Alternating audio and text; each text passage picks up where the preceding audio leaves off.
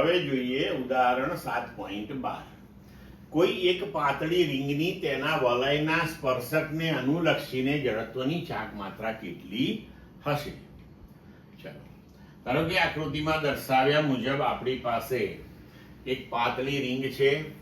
તેના વલયને સ્પર્શક રૂપે આપણે આકૃતિમાં દર્શાવ્યા મુજબ પરિભ્રમણાંક લઈએ. હવે તેના દ્રવ્યમાન કેન્દ્રમાંથી આ સ્પર્શકને સમાંતર એવી જો પરિભ્રમણાંક આપણે લઈએ તો એ બંને અક્ષો એકબીજાને સમાંતર થશે. તો આપણે સરળતાથી અહીંયા સમાંતર અક્ષનો પ્રમેય ઉપયોગમાં લઈ શકીએ. બરોબર છે. હવે વ્યાસ અને સ્પર્શક બંને એક જ સમતલની અંદર છે અને આ બંને અક્ષો વચ્ચેનું લંબ અંતર એ આ રીંગની ત્રિજ્યા જેટલું થશે.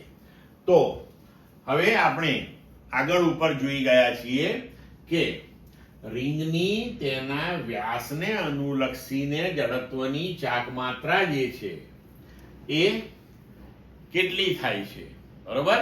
તો હવે સમાંતર અક્ષનો પ્રમેયનો ઉપયોગ કરીને આપણે લખી શકીએ કે I જડત્વની ચાક માત્રા સ્પર્શકને અનુલક્ષીને બરાબર જડત્વની ચાક માત્રા વ્યાસને અનુલક્ષીને, કારણ કે વ્યાસ એ દ્રવ્યમાન કેન્દ્રમાંથી પસાર થાય છે અને સ્પર્શકને સમાંતર છે, વત્તા md².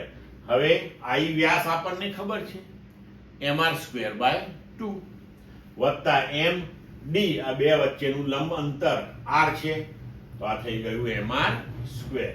તો હવે I સ્પર્શક આપણા માટે થઈ જશે 3/2 mr². ક્લિયર મિત્રો?